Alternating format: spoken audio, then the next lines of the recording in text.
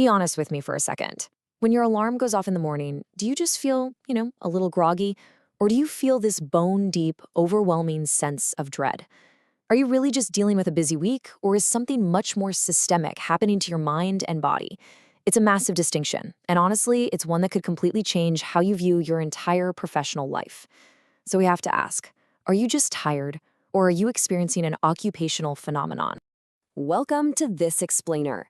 Today, we are demystifying a condition that has literally challenged researchers, doctors, and psychologists for over half a century.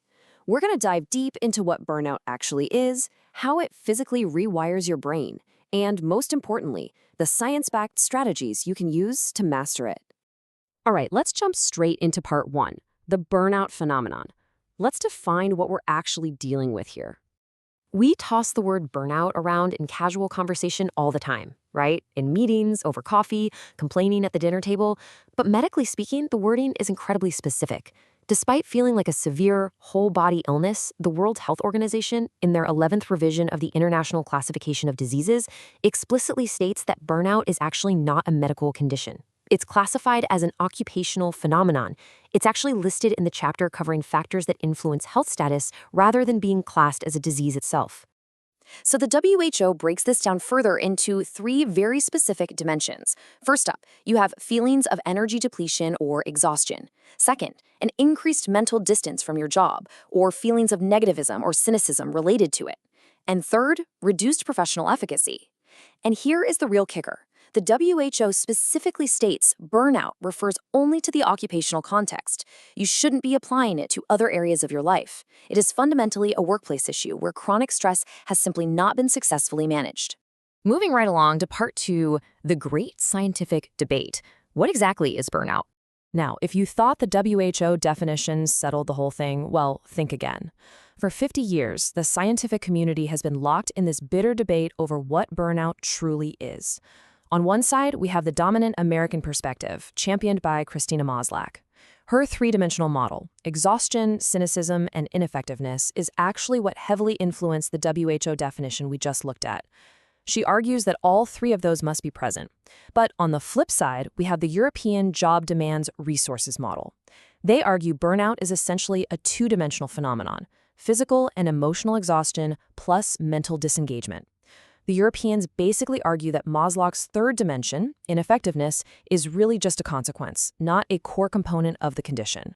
And because scientists can't agree on a strict definition, they definitely can't agree on how to measure it. I mean, it's an absolute alphabet soup of diagnostic tools out there. You have the MBI, which is the gold standard from Maslach. Then there's the OLB, born from that European two-dimensional model. Then we've got the Copenhagen Burnout Inventory, the CBI, which argues burnout is purely about severe fatigue and splits it into personal, work, and client-related burnout. And more recently, researcher Wilmar Shafile introduced the BAT, a four-factor tool that directly challenges the MBI. It is a crowded, highly conflicting space, which makes diagnosing this phenomenon in the real world incredibly tricky for professionals. But here is a number that should really make you pause. Because of this incredibly strict diagnostic criteria, recent research using Maslach's tools found that only 10 to 15% of employees actually fit the true, pure burnout profile. That means they score negatively on exhaustion, cynicism, and professional efficacy. Over half of employees might score negatively in one or two areas, meaning they're definitely overextended or disengaged, but they aren't fully burned out yet. They're basically driving down the highway, they just haven't hit the end of the road. That brings us to part three, your brain on burnout. Let's look at the stark biological reality. So what actually happens inside your head when you do hit the end of that road? Well, your brain basically undergoes a hostile takeover. Your amygdala, which acts kind of like your brain's smoke detector, malfunctions. It becomes hyperactive, just flooding your body with cortisol. And over time, this sustained cortisol elevation causes real structural changes. Your hippocampus, which is absolutely critical for learning and memory, literally shrinks in volume. Your prefrontal cortex, the area responsible for focus, decision-making, and emotional regulation, actually thins out. And the chronic stress suppresses neurogenesis, meaning your brain stops birthing new cells at a healthy rate. And because your neural architecture has literally been physically altered, ordinary rest is not going to cure burnout. You can't just sleep it off on a Saturday or take a week-long vacation and expect to be fixed. Your HPA axis is totally dysregulated, your dopamine reserves are depleted, and the physical structure of your brain has changed. A quick nap isn't enough to rebuild a shrinking hippocampus. All right, part 4, hidden causes and symptoms. Let's talk about the invisible triggers. To stop this kind of structural damage, we really need to understand how it sneaks up on us. Because burnout is deceitful. It rarely just announces itself. It typically builds slowly across 5 stages. It almost always starts with the honeymoon phase. You have a new job, high motivation, everything is great. But then comes the onset of stress, where fatigue starts creeping in. If that goes unmanaged, it shifts into chronic stress. You feel constant pressure. That eventually tips into stage 4, full burnout, bringing deep exhaustion and detachment. Finally, if you ignore it long enough, it becomes habitual burnout, where the symptoms are just a permanent, inescapable part of your daily existence.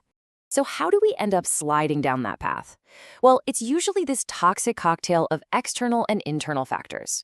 Externally, things like unrealistic workloads, a lack of control over your schedule, unclear expectations, and toxic workplace cultures absolutely push us toward the edge. But we also have to look internally. High-achieving individuals are highly vulnerable here because of internal traits like perfectionism, a fear of failure, the inability to delegate, and struggling to set firm boundaries. You combine a high-pressure job with a perfectionist mindset, and you essentially have the perfect recipe for a shrinking hippocampus. I want you to honestly evaluate your own daily habits against these warning signs right now, because the symptoms of burnout manifest holistically across your entire life.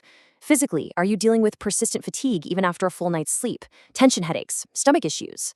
Emotionally, are you feeling numb, detached, or dealing with constant heavy self-doubt?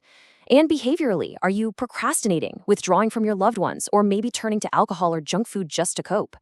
These aren't just signs of a tough week at the office. They are literally the check engine lights on your brain's dashboard. Finally, part 5, rewiring and recovering. Let's get into the science-backed fixes.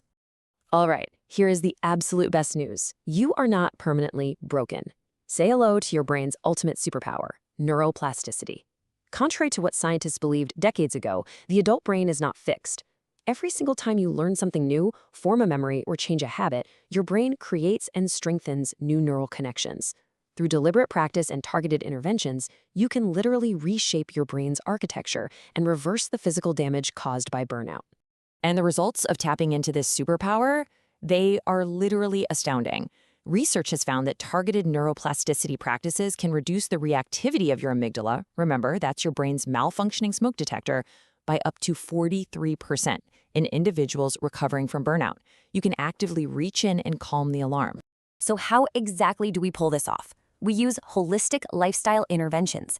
Intentional awareness and stillness actually train your brain to stay present, which has been shown to physically increase the thickness of your prefrontal cortex. Cognitive reframing helps you rewire all that negative self-talk into optimism.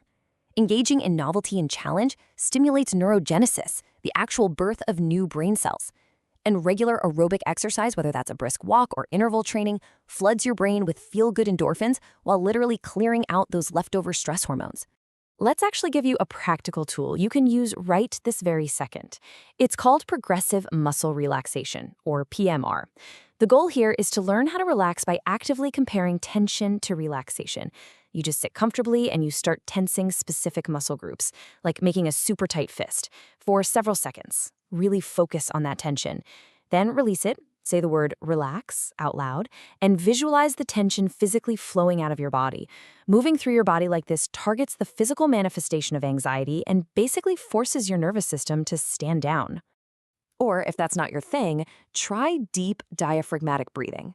Shallow breathing literally signals panic to your brain, but deep breathing slows your heart rate and provides much-needed oxygen. Place your hands on your chest, your ribs, and your belly. Inhale deeply, making sure your belly actually rises. You want to breathe from your gut, not your chest.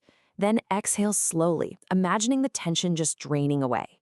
Taking just a few minutes to do this simple action interrupts the fight or flight response and kickstarts your biological recovery process. At the end of the day, burnout is so much more than just a corporate buzzword. It is a very real structural assault on your brain, caused by a chaotic collision of workplace demands and internal pressures. But you have the neuroplastic power to rebuild and rewire. You aren't just meant to survive your workday, you guys. You are meant to thrive. So I'll leave you with this. How will you protect your neural architecture tomorrow? Thanks so much for joining me for this explainer, and I will catch you in the next one.